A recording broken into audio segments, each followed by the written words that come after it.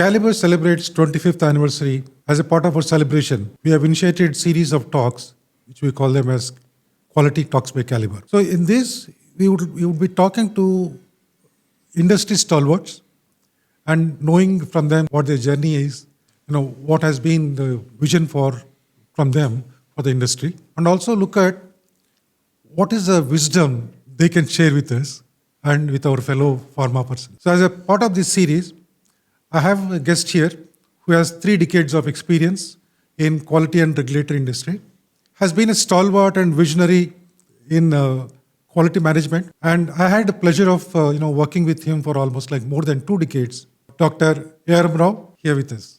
Thank you, Sekhar, for inviting me for this, and also congratulations for your 25 years celebrations of Caliber. Brief, I think I have 37 years of experience in pharma. Okay. Out of that, 23 years. I was calculating while I am coming from the car. Okay. 23 years association with Caliber. My career, I was very closely associated with Caliber and their technologies. Again, congratulations, and anything which I can share, happy to share. Very good. Happy to have you here. Yeah. Dr. Rao, see, when we talk about pharma industry, your extremely, interesting journey in the entire pharma. Right. I would like to understand, who is Dr. Rao as a child, and then how did he grow, and then I also want to know about your educational, your journey before you became a pharma professional. Right. Basically, I'm a chemist. I did my MSc in organic chemistry. And then I did a PhD in drug analysis. So, and I was one of the best thesis award winner for my research work which I have done. And this is based the evaluation of the North Carolina University.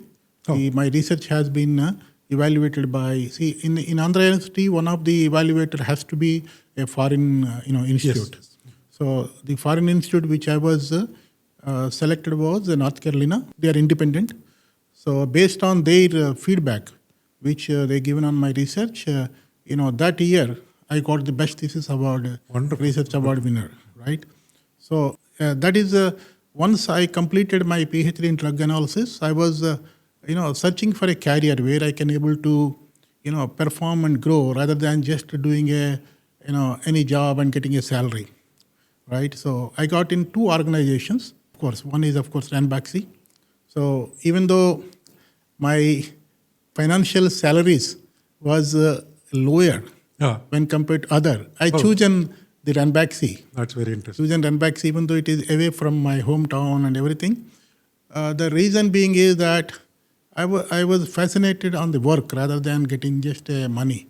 So I think that's one of the reasons which I continued my whole career only on that, right? So that I think that is a good stepping stone which I have made, which made me to grow and contribute to the pharma industry at this stage. I have a question here. Where did you do your post-graduation? The post-graduation is from Agra University. Agra University. And then the PhD is from Andhra University. Okay. The research from the beginning, I want to do is something like innovation and something different than the routine, okay. Right? So I did after post I did for some time the a lecturer in one college, but I was always aiming to get into a industrial or research, where every day there is a something new we can do rather than becoming routine. I think that is one of my expectation of my own, that I should always be active, right? I should never be become like a stone where the lot of dust, right? I don't know whether you know it or not. Even today you are that. Yeah, you always think very different. Yes. And then if somebody is doing this, why not I do something different? Something very large compared to small things. Correct. So that's been very fascinating about you. Yeah. Go ahead, sir. Yeah, that is every time, as you said, I want to do something different, right? Achievement which I made, due to my always innovative mind. I always want to do something different I and really contribute to the industry. So how long do you work in Ranbaxy? Ranbaxy, I worked about 9 years. Oh, 9 years. 9 years. All and- through in research only? Yeah, I was always in the R&D, right, in the particularly analytical research. And then from there you stepped into... I from Cadila. Ranbaxy, I stepped into the vaccines, biological events. Oh, okay. Biological events. I was a very short period for a year and a half. Then I shifted to Aurobindo. Ah. And So that's a major shift from research to vaccines. yes, when I was doing a research, I always have an expand my career, right? So in the research, 9 years, I actually saturated. I felt I saturated. Then I said, okay, let me expand to some other area. That is when I chosen that okay, quality management could be one of the area, right? Then okay, before biological events, I went to Cadila Pharma Oh, okay. as a quality, their overall quality and technical head. Okay. I was there for about 5 years. Then in 1999, I shifted to biological events in the vaccine. Okay. In the vaccines. So from Ranbaxy to Cadila, I already expanded my this thing into the quality, clinical, and including analytical research. So that's how I have stepped into different expanded areas. Very good. From there you joined... From there, I joined to Aurobindo Pharma. We started from Greenfield because that time, the Aurobindo was primarily into API, yeah. less into formulations, primarily into a non-regulated market, right? So that time the objective was to get into regulated markets and also, get into formulations. Formulations. So that you have a chance to, from the Greenfield, setting up, whole manufacturing, quality systems, right? Everything. I think based on that, we are very successful today. Absolutely. I've seen Aurobindo from the days when it was in SR Nagar. Whether I don't know whether you know. Yeah, it or not. yeah. I was in instrumentation that time. I used to go to them. Yeah. From SR Nagar to such a huge company today, one of the top 10 companies of India. Correct. Is a huge achievement. Yes. I would like to know about that fascinating journey also in a while. Yeah. So when you started in 2000 in Aurobindo, so that was your first unit of formulations. Yeah, that was the first unit. Actually, that unit was, which is now called as Unit 3, right? The unit was the very initial stage, right? And as I said, they wanted to get into formulation as well as regulatory journey. They want to get into that. So we took that as well as some of the API facilities, we converted into regulated market. Okay. And we started constructing the new blocks and all. So from there, I think somewhere in 2003 or 4, we filed the first file in both API DMF as well as one formulation ANDA. I think somewhere in 2004, we get into US FDA. Yes, FDA. And then the journey never stopped. Okay. Now I think they may be having more than 1,000 molecules. 1,000 molecules. Across the globe. How many plants across? Right now, altogether around 20, including 20. API, formulation, injectables, everything together. Aurobindo and Aurobindo subsidiaries. More than 20, actually. We have a globally also, right now in Portugal, US, which is Portugal is Europe. Till I think more acquisitions, right? Yeah. It's in a buying spree. It's in a very good speed of going. We are really happy to notice that and be a part of that entire journey of Aurobindo too. So now we also have got implementations across globe, Yes. and that really is a fascinating journey for us too.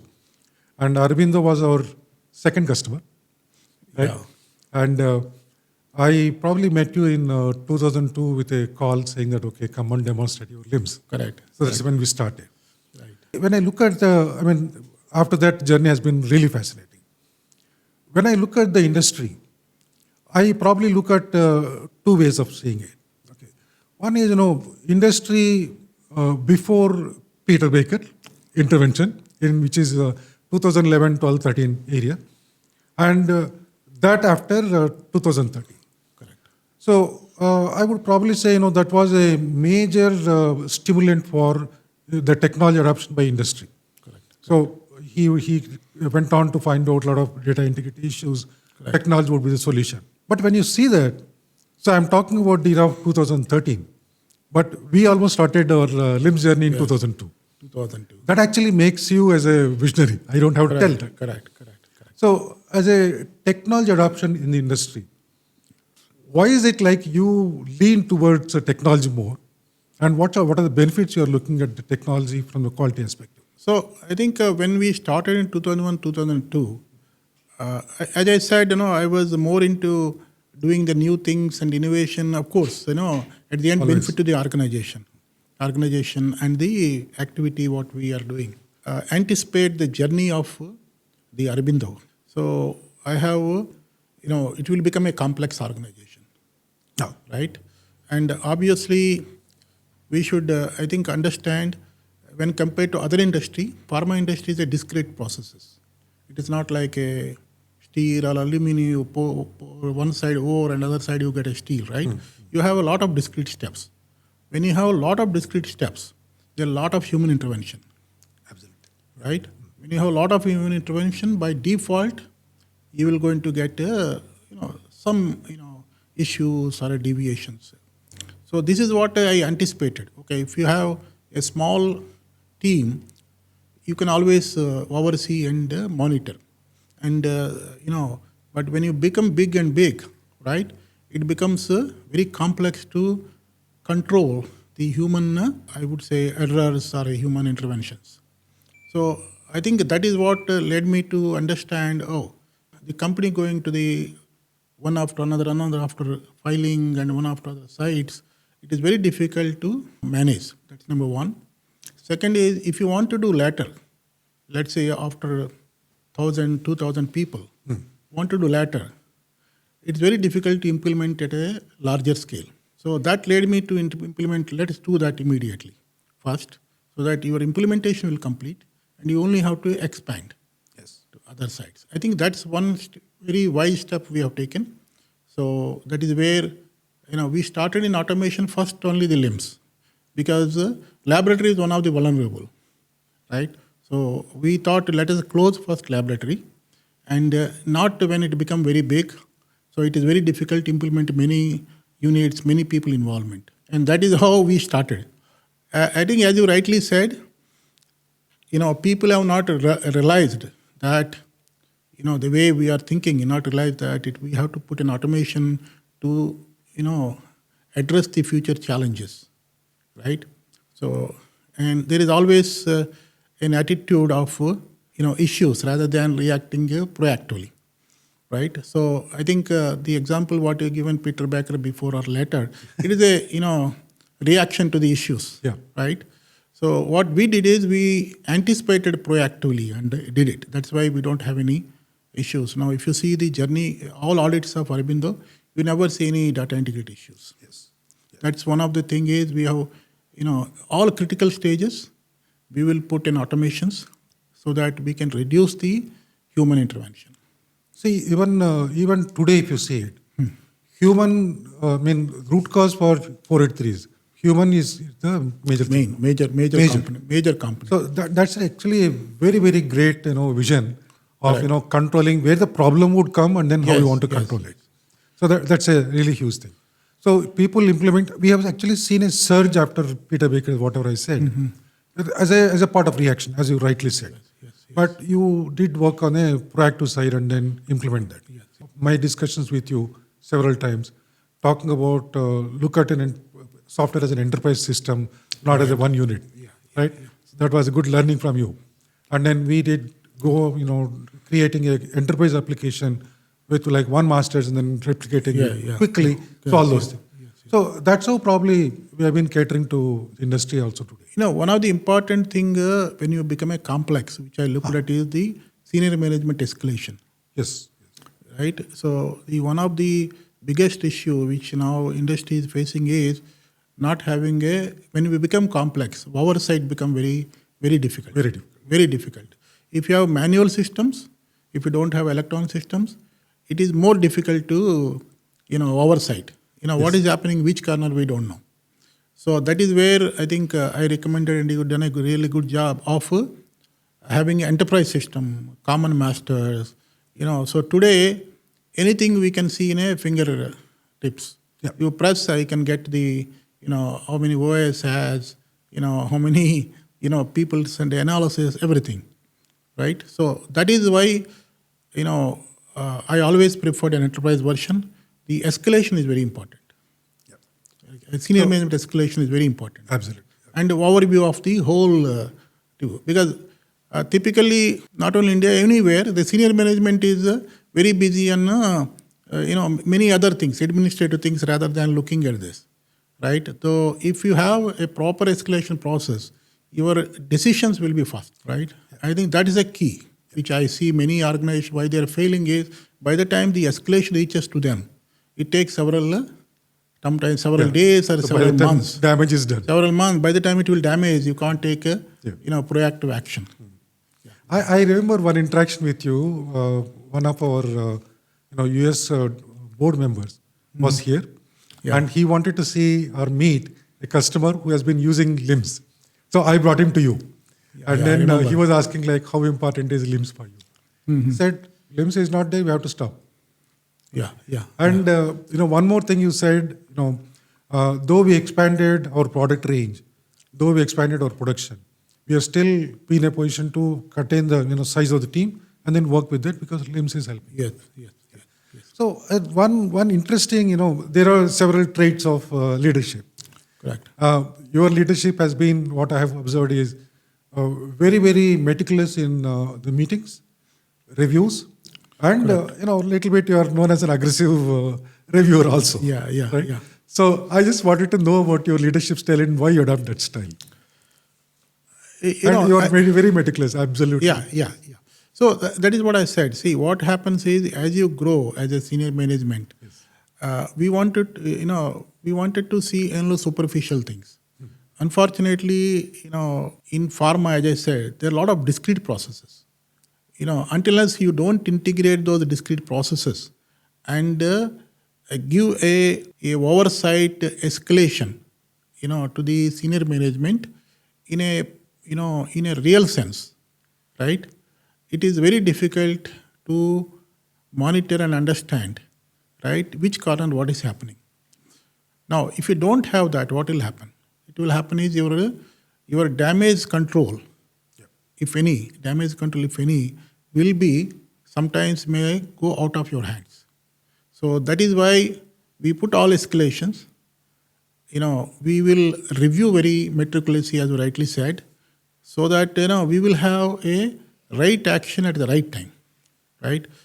So as I said, when you have a discrete operations, whatever you automate, still you have issues, right? So issues will not happen; it will happen. But detection at the right time and doing a damage control is if you can able to establish that, then you are successful. I think that is where we strongly recommend enterprise systems. We strongly recommend escalation system within the system, and strongly recommend to integrate all the processes, right? So I think we can call that as a meticulous because of course it is.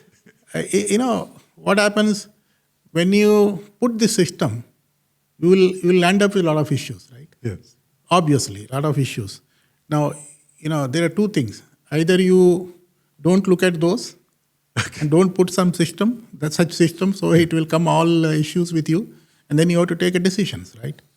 So, or, you want to be thorough and meticulous, let us put a system where you get escalation and you take that headache. Right? On a lighter side, I know a lot of people work with you who have now grown to be very, very good industry leaders too. And while they were working with you, they were all saying that, no, he is too meticulous and he would not leave a point. And while after they left you and then joined another company and then become leaders, they in fact confessed with me saying that, no, Dr. Rao's meticulous reviews really helped us today to be in this level. That's actually a very good compliment to you. So, and in the industry journey too, regulations have also changed, and they also been evolving. So there have been a lot of the way they look at has changed quite a lot. Correct. I want to know your perspective of from 2000 to now, what has changed in the regulator's perspective, and how is it going further? How is it changing further? See, now the regulators, see, if you see the history of the quality, from quality control to reach to the assurance, right? So that is the change, basically. Now they don't want to see a testing.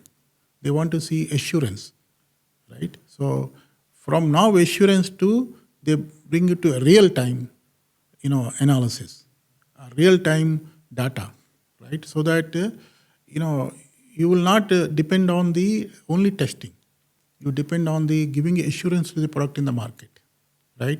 Either it could be, in order to do that again, the same. If you should have a real time data with you, otherwise, how do you assure everything what is happening? With that, change in mind, there are a lot of regulations came now, right? It could be QBD, it could be PAT. They're all bringing to one common goal. Forget about the control. Let us give assurance. Yes. Right? Even if you see now in a computer system validation, they converted now to IT quality assurance. Yeah. Right? So everything they want to give an assurance. Number one. Second thing is in the generic molecule, a lot of competition. In this process, they wanted you to work in a competitive manner. Optimize your resources, optimize your this thing, but at the end you give assurance, right? There are a lot of examples we can give. For example, sterility test of an injectable. So it takes 14 days or 15 days, right? They're saying go ahead. If you have assurance on your process, you can skip. If you have process, you go and apply to us, and we'll give approval. You skip it. See, one of the innovation what we have done, I think I don't know, you might be done in Aurobindo. We are first time implemented, rapid sterility test. Oh, okay. Right? 14 days one, we bring it to 4 hours. We have took one company. So again, this is again a good journey. So when actually that equipment was used for the milk products. Milk products have a lot of microbiological and sterility, right? Milk products, that equipment was never used for the pharma. So Pharma. Cross-industry adoption. Yeah. Yeah. So when we came to know, we said, okay, let's start. So we brought one, and I said, okay, go ahead and do it. Then when we do this, conventional sterility testing to the rapid sterility testing, and there is a regulatory approval process, because that's a very critical. So what I understand is that nobody get it approved so far. That one. I think we said, okay, let us do this. Wow. Right? That's amazing. And to the surprise of the manufacturer who has sold, Yeah. we got a first approval within a couple of months. Okay. He said, okay, you can use that as an alternative. So right now, most of our sterile products are with rapid testing. Most of sterile. So That's after that, every product is FDA is approved using the rapid. I think we are the first in the industry globally. And after that, there are so many people started. Absolutely fascinating. Yeah. So that's what I'm saying. That is assurance. People saying that, no, don't depend on only conventional testing. That is what FDA is saying, right? It was not there. Now they say, okay, go ahead. You do whatever real time you want, right? Let's say PAT. That's a PAT, yeah. PAT, right? If you get into PAT and real time, you can skip the testing. Yeah. Right? So the example which I given was very cumbersome is rapid sterility. Because that, if you see, in this implementing of rapid technology, what I understand is even these regulators are also interested, because the product reaches to the market very faster than the conventional. Okay. You take 14 days, and there are lot of injectables are shortage, right? And if you want to implement, then they were happy to approve. Absolutely. Yeah. Drug shortage is one of the Drug very serious shortages. points. So the challenge is how do you validate? Because it's totally new. Yeah. So we only developed our own how to validate. We had a number of meetings and with the some experts, and we also number of meetings with the vendor. And the vendor doesn't know. We educated the vendor. We took a trial and see this is how we validate and give assurance that it will not give any quality issues. I think to surprise, FDA has no questions. They approved. Absolutely fascinating about the regulators listening and then taking actions on that one.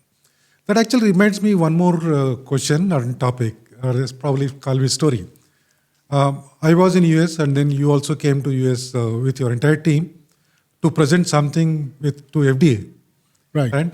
And when we came back, both I was talking to you, and then I was told that it was very successful. What is it all about? What was the story, and then what was the success there? See, I think we had a It was almost like 10 years back, or even more than that. 2010. I think so. Yeah. Yeah, yeah. And you went and presented in the FDA Rockwell. Yeah, actually, in 2010, we have one of our facility has a warning letter. Okay. So as a part of it, we requested for a meeting. In fact, FDA has requested for a meeting to understand any product impact in the market because of that and what actions we are taking to do that. As a part of that, I need to go back and present to them on the product impact as well as what actions we are taking so that they can revive the warning letter and so that we can get approval and get into the market. So that was very initial stage of our journey to the FDA, important, critical for the company. So we went and presented, right? And FDA gave 30 minutes, but they allowed us to go for more than 1.5 hours. Wow. That's very, very rare. Very rare. They don't do it. Because they might have seen a positiveness in our approach. So the end of, typically anybody anticipates when you go to FDA inspection, anything, they will take any negative decisions. Fortunately, looking at our actions, it seems they're very comfortable. And they said, okay, we will come to the re-inspection of your facility and then we'll go further. So post that, in 3 months, they come for inspection and then we cleared. I think that's a good achievement as a company because you might have seen many companies lifting of warning letter takes years. Absolutely. Years. I think we have that warning letter lifting was between, I think, 1.5 years to 18 months. Okay. In 18 months, we could be able to revive. And you can see after that, there is now, from I think this somewhere 2010, and we don't have any such instances again across all the 20 facilities. Mm-hmm. I think that is also an eye-opener. That is also a good experience for us, how FDA look at the things. Very, very interesting. Yeah. And, actually, I recall one more thing. We were doing some research about, what you are, and then how did you do research. And I understand that you completed your PhD in 18 months' time. Yes. Right? Yes. And this is also in 18 months' time. So what is that 18 months logic for you? What is interesting? I don't know really. It is very, it came just like that, right? So, as I said, when I completed my bachelor degree, right? Those days to get into post-graduation because the university, their period was, I think, 5 to 6 months difference when you complete and then you have to join. So in between, I came across to my friend who is, in agrarian institute. He said, no, they will start, from next month. Okay. I said, oh, okay. Then I'll save 4 months, right? And then I went, jumped and joined there, okay. Right? So I would have got another university, but I would have spent, 6 to 8 months. So all my colleagues said, why you have to go that much of distance for 5-6 months? We all be in another university. I said, no, let me go there. So, and then when I joined there, they want to change the session from, I think that time it was October. They want to change their session to April. Oh, okay. April. So they shortened the that year session. They made to, instead of 12 months, they made it 8 months. So 8 months, so I saved there another 3 months. Okay. So in totality, I completed I think 18 months I completed my MSc. Okay. Instead of so one more 18 months. Okay. 18 months. Then immediately I joined, next month itself I took the PhD program. Then, I completed again 18 months, right? My thesis was ready to submit. So my vice chancellor said, no, you can't. Then this became a set of example to everyone. You can't. You at least wait for 24 months. It sets a good example, isn't it? Yeah. He thought it He said, you keep it with you. Don't submit. Okay. After 24 months, you complete and submit. So I did not did anything in 6 months. I was in university guiding other people. Okay. And then waiting for 24 months. 24 months, next one day I went and submitted. Okay. Then he allowed. Right? That's very interesting. Yeah. So that is where I got the Best Thesis Award, because this, thesis, research work went to North Carolina. And he gave a very good report. He said, I've never seen such a, research work somebody has done in the volume of work he has done. So based on that, university has, given me the Best Thesis Award. That's a real strong foundation, and then quick work to do. Correct. So while I know you have been very, very studious and then really work long hours to very hard work and then very, of course, smart work too. How did your family cope up with all these things? Especially madam. I think first of all, you went to, first job itself is to North India, living all entire South there. I think it's a good cooperation one. Okay. And I would say they used to. They got used to it. Yeah. They used to. Yeah. If you go early only, they will surprise. Okay, why did you come? Hey, why you come, right? So, lighter side, now I have a children, right? So my daughter's son is always at my home. Oh. So in the evening, you'll always see at the night. By any chance, if I go during the daytime, you will look at very seriously. Now he is recognizing. He is now 6 months old. If he will surprise, I'll see and smile. Okay. Right? So I also will be embarrassing. I don't know what I have to do that time with him. Interesting. That's how, right? So I think it's a cooperation, as well as, they are also used to that type of, not 1 year, right? 37 years. So very interesting to know about, your family and how really they take you. Very interestingly, what I've seen is like father, like son. Sairam has been into the pharmacovigilance and other things. He's been doing great. So I wanted to understand a little bit on how he got into that, and then how did he really pick up so well and then doing so great? So actually, I have, asked them to start this because one of the field, 10-15 years back, the industry is more concentrating on the GMP, GLP, and GXPs. Now the whole shift is going to the patient safety. Patient safety. Whole shift is going to patient safety. In the patient safety, arena, the growing is very fast. So I thought let them get into the field where the growing field, so that the young people can grow along with this. Right. And good thing is he has, even though he is new to the subject, right? He captured very fast. Now his understanding on the subject is much far better than the people, because of course the youngsters, they know the automation, they know how to do smartly things. Those things helped him to do it. And also being these young people from the beginning is almost paperless. Full automation he has kept, either HR one or interviews or accounts or finance. Everything is integrate each other and very, very automated. Oh, in fact, your daughter is also at MBBS, she's also MBBS and physician. I thought both of them complement each other. Absolutely. And they can do, and I think they are doing great. A very, very good combination. I think it really works very well. So when coming back to the industry, so how do you see industry growing in next, say like decade? Because there have been a lot of discussions on it's going to be a steep growth. We're about 27 billion now, and then by 2030, it'll come to about 100 to 135 billion dollars. So what is the steep growth you're seeing, and what are the areas we are looking at, so, which would probably grow? See, the industry is obviously growing, right? Industry growing.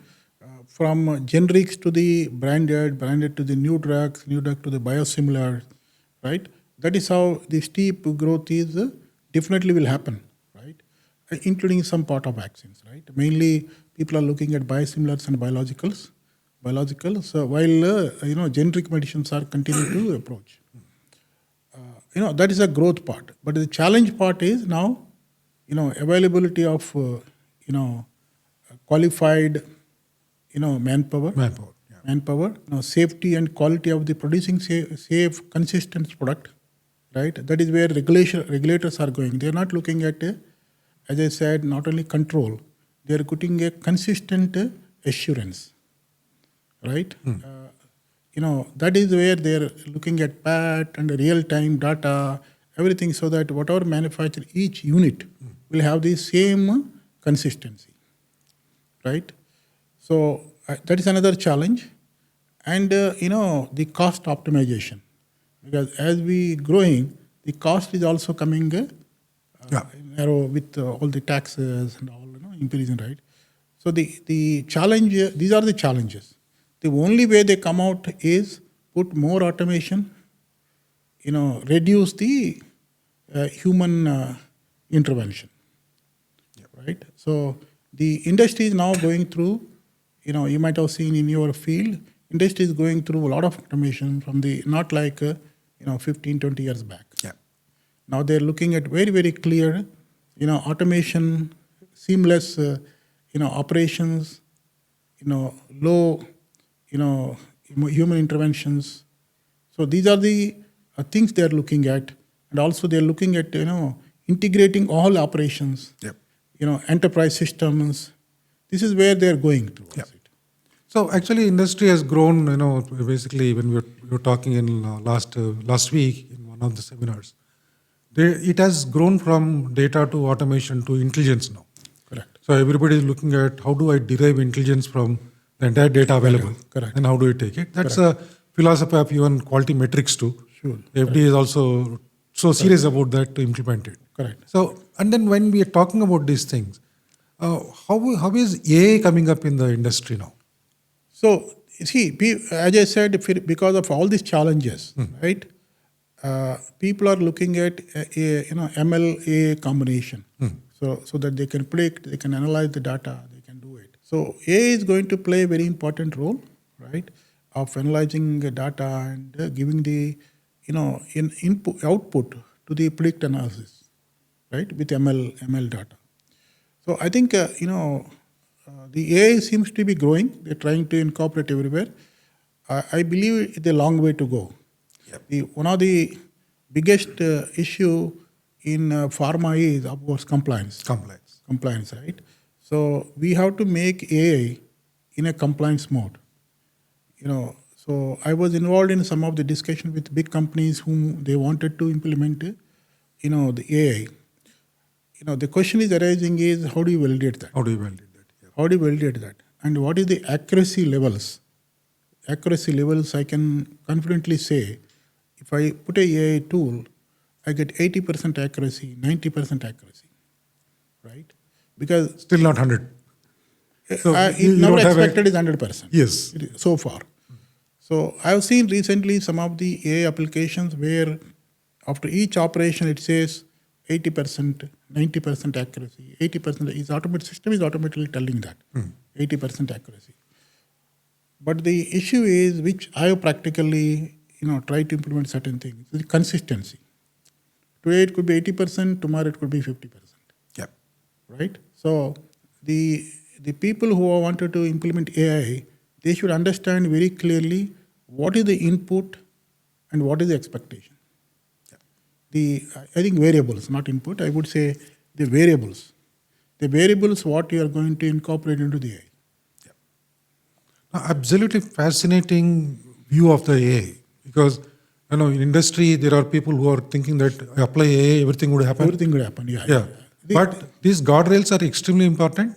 Even I have been advocating that use it for for a management purpose. Don't use it for compliance. Because it has not matured yet. No. You are absolutely right. A lot of vendors also, they're saying, you can do investigation by AI. Oh, yeah. I have seen a lot of such tools. But I did not find that you can completely depend on that. You cannot depend, yes. What we can also happen is such systems implementing, people become autonomous and they just stop thinking, right? And they depend on that, and then you can go to the wrong direction. So that is very important. So as I said, when I'm talking to big multinational company, they ask me to advise as an advice committee. When I went, this is what they're raising. They said, how do you validate, how do you ensure people depend on the outcome? So that is really a question mark right now. I think as you rightly said, at this moment, you can use for management dashboards, XYZ, but I don't think so. You should use matured enough to directly depend on the compliance and deciding on the quality of the products. I think that's one of the, you can avoid manual intervention. For example, if you're putting some data entry, maybe you can avoid it. Yeah. So 2 weeks back, I was in ISPE Global Conference, again in North Carolina. Oh, very good. So I think more than 70% of discussions had AI tagged to that. So AI in quality, AI in manufacturing, AI in research, all those things. But everyone in the sidelines, they were also talking about what is the guarantee AI would give a result. Correct. Okay. And everybody is still looking at what are the business outcomes of AI. What would be really, where you can make a decision based on that one. That still, I think, is a long way. But I think, AI is here to stay, and then probably it grow from there. See, AI and ML combination require a lot of maturity. Yes. Because even if ML wanted to take a data, you should have data, right? Correct. You should have data. Clean data is important. It takes some time to, generate the data, and ML will give you really, correct, prediction. I think I agree absolutely. It is not a matured, and also it is you need to do also risk analysis when you're implementing into pharma. Correct. Right? Because in pharma, anything fails, it gives It's a huge impact. It's a huge Even impact. on the Huge impact. life impacting, life changing. Huge impact. Of course, the FDA and all coming out with guidelines, they're encouraging to put AI because they're, the objective is at the end, human interventions and human decisions sometimes may go wrong. Yeah. So AI can give a consistency if you have a proper tool. My opinion is, AI can be used at this point of time to stop going into the market, then passing the product. Correct. Yeah. So that you can avoid the risk and then look at what is that. Yeah. But before that, you should understand. You should understand. Absolutely. Understand what is the dependability. Correct. 80%, 70%, 50%. That's what I was telling when vendors are coming. You clearly tell it is a 50%, we are fine. Remaining 50%, let manual do. Correct. Right? But, that itself is a great challenge. Absolutely. Consistently getting, if you say 50%, you should be consistent. Sometimes it cannot be 20%, it cannot be 80%. Right. Absolutely. I agree. I want to touch upon one interesting trend in the industry. I see a lot of companies attempting to do biosimilars as well as peptides and all these things. How is it going? What is the way forward for these things? I think peptides and biosimilars are very niche areas, right? And people are looking, the therapy is going towards the biosimilars and the peptides, basically, because now the chemical, new inventions of chemicals have been, going downwards, right? So the new therapies will only come from the biosimilars and peptides. But of course, it's everybody may not be able to afford because it's a lot of investment, expenditure, and time, right? The people who has a strong back end of generic business, right, and who can able to withstand to the, time and the expenditure, I think they will be very successful. And quality systems are going to be same or something different? But quality systems are same. There are some regulations which are slightly different for the biologics, and of course, peptides. In terms of the quality system will not change. Maybe the testing procedure, the technologies may change. Okay, that's my opinion. And of course, biosimilars will be more stringent, in terms of maintaining the quality. Maintaining the quality, but your all kappa, this will remain the same. The approach may be slightly different. Okay. Before we close, coming to the close. Sure. So I've got one more question for you. We have been working with you from 2003 to this time, and then our LIMS itself has seen a huge journey. Correct. From a paper-based LIMS to completely paperless LIMS. Interestingly, I should also tell you a fact. Such a complex, migration from a paperless to, from a paper to paperless, automation, with multiple plants working, and not stopping your entire LIMS for more than a day, is a record break. I don't think anybody in the world has attempted it. I think your team efforts and our team efforts, I think they did a really good job. There is a real good job. Real good job. And that's where I'm coming to. Our team has got a lot of regards for you, especially Thanks. Rajshekhar working with you, getting that sort of stimulation, to think for bigger. Yeah. So, what is the message for Caliber on this 25th year? I strongly recommend look at more opportunities to automate and integrate the seamlessly end-to-end all the I think you already have e-batch records, a lot of things, seamlessly integrating everything into one platform, which you're on the way, right? There may be a few things like CPVs and all, you're already into this, right? That is one thing which, and of course, build into the AI, definitely start the journey at least. Even though we made paperless, there are some still, let's say, making specifications and everything. Still, there is a manual efforts are involved, right? Electronic. I think those also, if you can able to work on reduce, that is very, very great, right? Of course, I think either a simple way of AI to more reduce the man intervention. That's one of the challenge for wherever we have enterprise system. Yes, I absolutely agree with you. In fact, we introduced and then we were supposed to come to you and then give a demo also. Yeah. On the we have used GenAI in the front side of that. That means for creating a specification, for creating a test, so it generally takes about 8 hours, and it's done in about 10 minutes time. Very good. But at the same time, unless there is a human intervention, we are not putting it into the LIMS. Correct. So that we need to definitely address all the... Maybe entry side you can automate. Data entry side, and review side we can definitely put. So we can calculate what is the effort reducing, and then we can go ahead. From there we can start the journey. Yeah, from 8 hours it is coming down to about 10 minutes, 15 minutes of review, or even half an hour review. So that's a great time to... do it. And of course, you have no issue of response time or anything. But as you've grown, maybe you have to look at how fast you can get into a response time. Okay. Right? That is one. And everyone like you, I suggest, I also request, these all, recently I had a meeting with, USP. I was also telling the same thing. Yeah.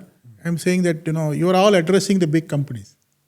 You are not addressing so in India, the medium and small scale companies are a lot, right? So there is a apprehension in their mind. If I put LIMS, I put more automation, what will happen? There is an apprehension. And there is also a myth, IT cost will increase, I may not have infrastructure, I have to put a lot of routers in my facility and all. I think if people have to come out with, something which they can also do. Very good. They can also able to implement, maybe there is some education, maybe some simplification in the whole system. See, basically, application is one thing, and the IT infrastructure and maintenance is another thing. Absolutely, yes. Another thing. Now, of course, the cloud and all, but when you go to the cloud, the cost increases. So I think if you do that, not only from your business side, there is a lot of opportunity will come. Because if you see, our medium and small scale to large scale in India is 90 to 10%, I would say. Correct. 90%. Yeah, almost like 10,000 companies are there. 90% are there. Yeah. So I think nobody is addressing them. Yes. Nobody's addressing that, right? I think that is a Interestingly- business opportunity also. Absolutely. Sir. Opportunity I also. completely So agree with you. these two factors. One is they feel they require a big IT structure. Second is if I put more automation, what will happen, right? So I think these two we can able to come out. I think there is a huge opportunity. It also helps the industry to have more compliance. Last week, in fact, we were in a IPA workshop. Okay. Similar suggestion came Uh-huh. on, looking at address 10,000 companies. Yes. That's very important. Yes. And it's our commitment as a company giving back to the society too. Yes. We'll yes. work on that. We take your serious suggestion on that one. Yeah, and then work towards that. Right. Thank you very much. It's really a pleasure having you today. And, Dr. Rao has shared his wisdom, just not the knowledge, wisdom about that. And, it's like a completely available book to you to read. So thank you very much, sir. This is a great discussion with you. Thank you very much to Caliber and Sekhar, to you and all your team. I think we have a long relation with you, and giving this opportunity is very pleasure and honor to me, right? So I think we'll continue to have interaction, right? Will any suggestion, advice, or help required, we are always available. Thank you very much. Thank you very much. Thanks again. We are honored. Thank you. Thank you.